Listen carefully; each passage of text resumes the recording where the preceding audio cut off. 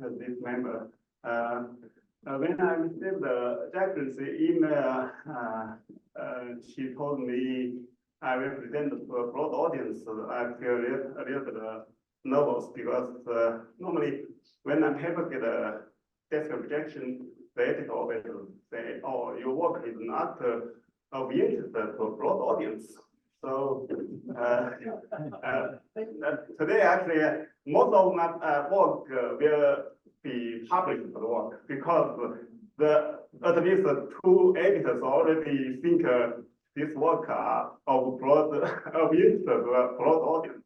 So the next part, last part, I will show some unfinished results.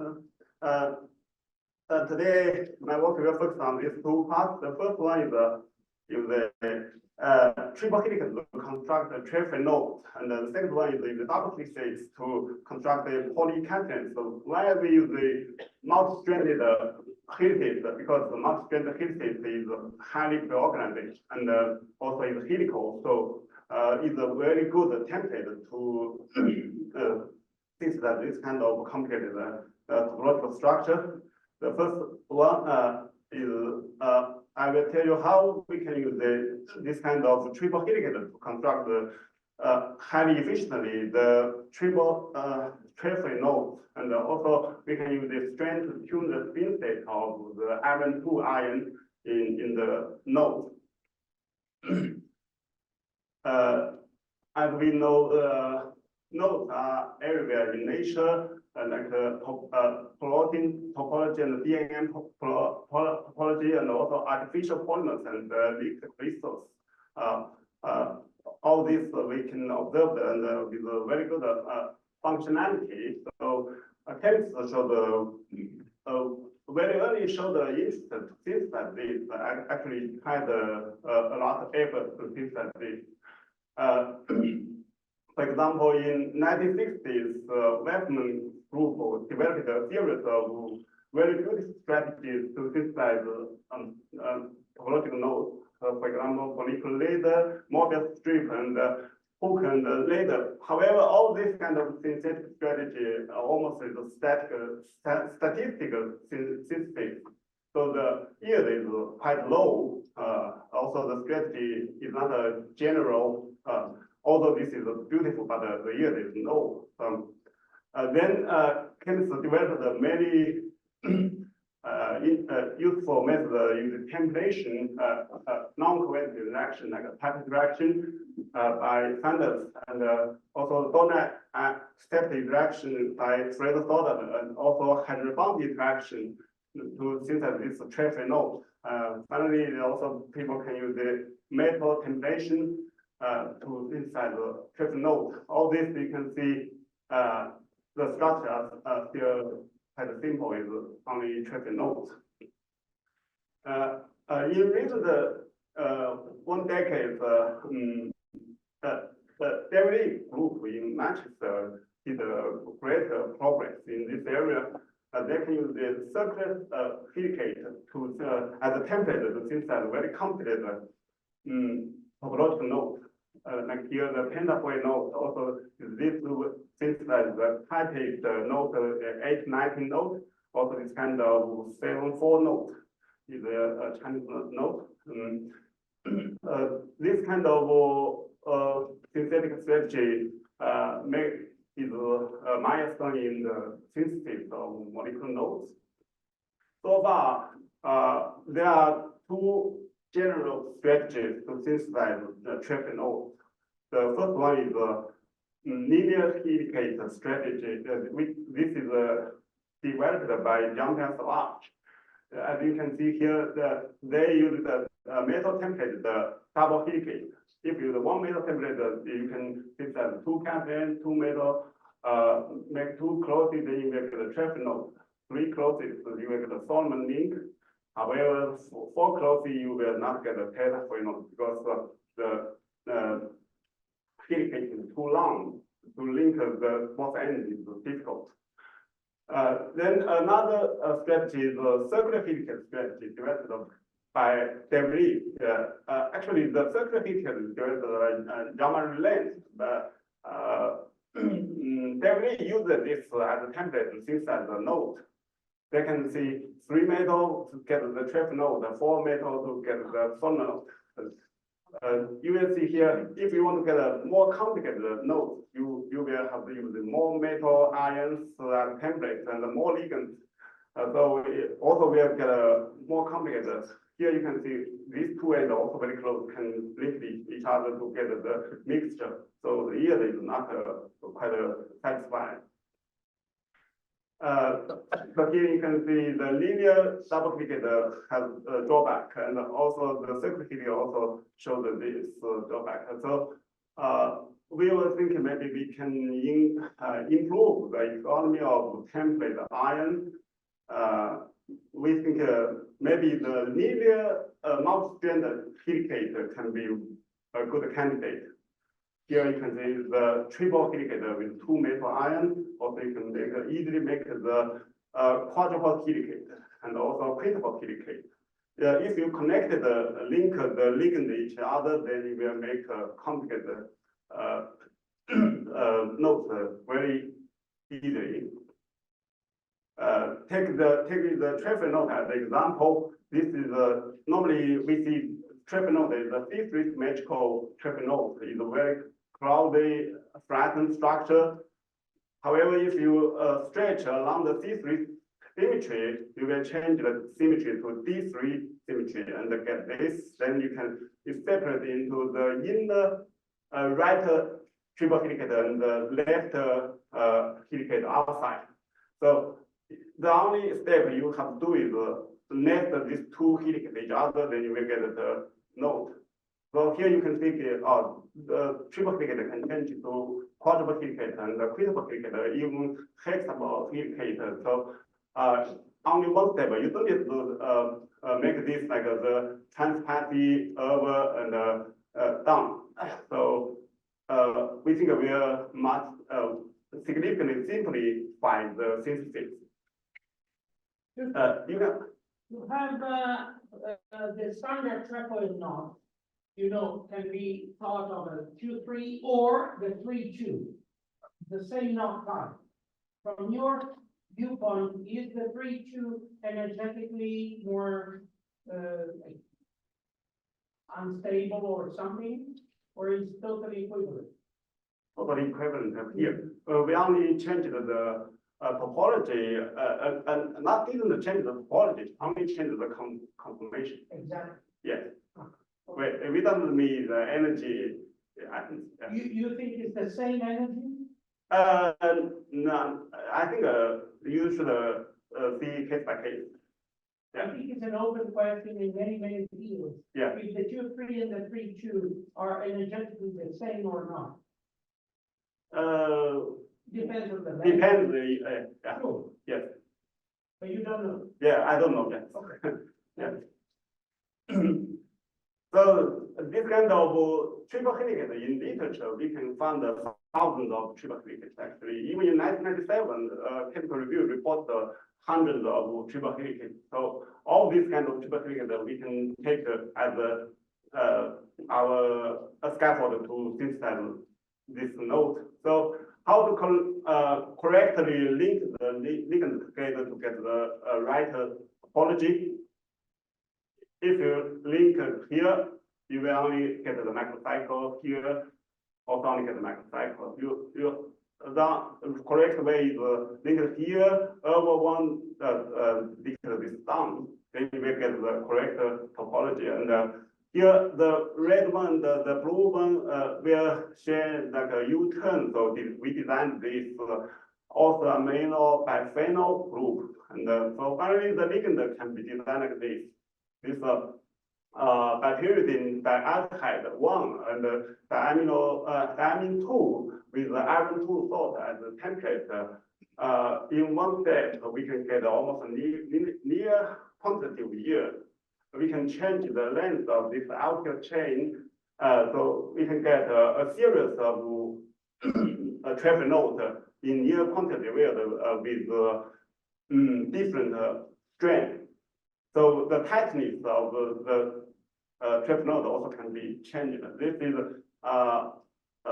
quite simple and easy now. Here we also did 3, 4, actually 5. We also did 6. The change and changes. So this is quite a general strategy. Sorry, question for me, please. The orange balls are always oxygens, or what are these orange balls again? The iron tool. Oh, just iron. Iron template, yes. And then the iron goes away eventually. We can take it away. Yeah. Thank you. Yes, we got an extra structure show the different strain will change the here the torsion angle within the pyridine. You can see if the strain is greater, then the torsion angle is like 80 degree. If you decrease a little bit, then 70 degree. If you would lose the strain, then the dihedral angle will change to 50 degree. So the torsion angle shows the strain very clearly.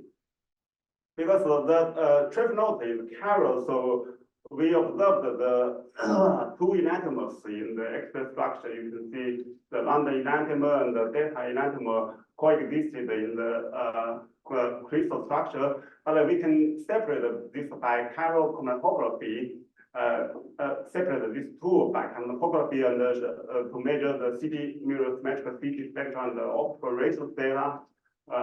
Yeah, we can remove the metal by reduction, then get the purely organic trefoil. The topology still retained in the final structure. This structure is stabilized by the hydrobonding and the type interaction. So here you can see here actually is a very good, we think it's a very potential topological chiral catalyst because in the center is a chiral cavity, but we don't have any chiral center. We only have the topological chirality here. Then the more interesting is we found in the TK6 is the largest trip node with the longest chain. We found the chiral self-sorting phenomenon. That means in every crystal you only have 1 enantiomer. So now you can separate every crystal manually and measure the CT spectrum. This is quite similar to Pasteur's separation of titanic acid crystal. So, but here we don't have any chiral center. We only have the topological chirality. Yeah. Here we were thinking, trying to. We are also trying to introduce maybe some chiral auxiliary group to make a chiral specific synthesis of this kind of nodes now. Then as I mentioned in the beginning, the iron tool normally show the high-speed state or low-speed state, depend on the ligand environment. We check the spin state first in solution state. You can see 3 sample TK3 with a large strain, TK4 middle, and TK6 is less strain. The solution with the same concentration shows a different color. The deeper blue color means the note with the iron 2 with a high population of low spin state. The light color means high spin state populated more. Then the variable temperature MR shows a very interesting phenomenon. TK3 and TK4 with a large strain. So all this in room temperature shows the high spin state. This is proton MR. So you can see the temperature shift can be up to 120 or 160, 100 ppm in proton MR. However, if you decrease the temperature, TK3 and TK4 will show the ppm range shrinking from to 0 to 10 ppm. However, the TK6 will show a totally opposite trend. You can see from 100 ppm next moved to 270 ppm. This is a totally paramagnetic behavior. Magnetic measurement also confirms this. TK6 shows the paramagnetic behavior, and TK3 and TK4 show the spin crossover problem here. Then we also measured the excess crystal structure in different temperature, in 100K and 273K. We know in those systems, normally the iron nitrogen coordination bond length is about 2 angstrom. In high-speed state, the coordination bond will be 2.2 angstrom, or very closely. So you can see here, TK3 and TK4 in 100K is typical low spin state. In 273K, all this TK3 to T6 shows the high speed state. That means TK3 and TK4. If you change the temperature, you will change the spin state. However, in TK6, in two temperature, always 2.2 angstrom. So TK6 will not change the spin state at all if you even change the temperature. Finally, we want to check the generality of our strategy to synthesize node. We insert one more band ring between the bacteria, also extend the length of this chain. We still can get this node in almost a quantitative year. This node is the longest node so far, which is composed of 111 atoms, and the total length is about 11 nanometers. So in this node, actually, now we can do a lot of modification. Here we can use the photoresponsive group, function group to change it by night. By night, we can change the spin state maybe in the future. This paper also got a cover published. So after we published this, so we were thinking maybe we can also use the double helicate to synthesize this kind of polycatane.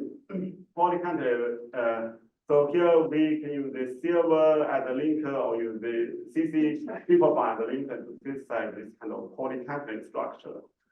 Polycatane is like a necklace, actually very unique structure and with unusual properties like large loss modulus, low activation energy for viscous flow, and also rapid stress relaxation. So many chemists try to synthesize this kind of structure, topological structure. However, it's very difficult because you have to make a catenated polymer and not a mixture or not a 2D, only one-dimensional structure. We are thinking maybe we just need to change the metal from iron 2 to silver. Silver is a tetraquadrant. Here is six quadrant. So where we can see that this double helicate structure.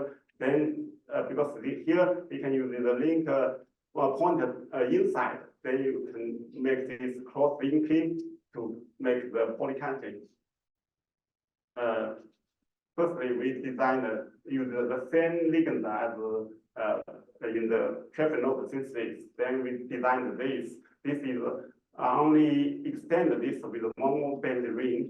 We can in one port we can get with two equivalent silver iron. We can get this kind of polycatane. Also, we can make this double helicate first, and then add one more equivalent of silver. Then we can get this kind of polycatane. The extra structure shows that here you can see two enantiomers coexist in the crystal structure. The P-helical one and the M-helical one is exactly the figure of a polycatane. After get this structure, we think that maybe we can make a purely organic polycatane by change the silver, because here the total length of this ligand silver is 227 angstrom. If we change the silver to 53 for bond, the length is very close, it's 26 angstrom. So we use this as the diamino ligand with reacted with the dialdehyde. So we can get this kind of polycatane.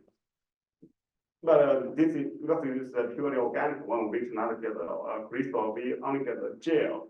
However, we can see use the SEN to check this is a familiar network, and we can also use the AFM to confirm the diameter of this is matched well with the simulated structure is about 11 angstrom. So here we think that this kind of purely organic polycatenanes too. So today I showed we can use the multi-stranded helicates as a template to synthesize trefoil and also polycatenanes. Not the least, I will use this one slide to show you how powerful is the multi-strand helicates. Here is the triple helix. You can see if we link like this, we will get just a microcycle. If we change a little bit, we get a trefoil. You can also get the 3 catenanes. You can also get a real complex, or maybe this 772 link. This we already think that, but hope in the future we can show you this, and also we hope this can be of interest to a broad audience too. Yeah. Thank you for your attention, and thank you so much.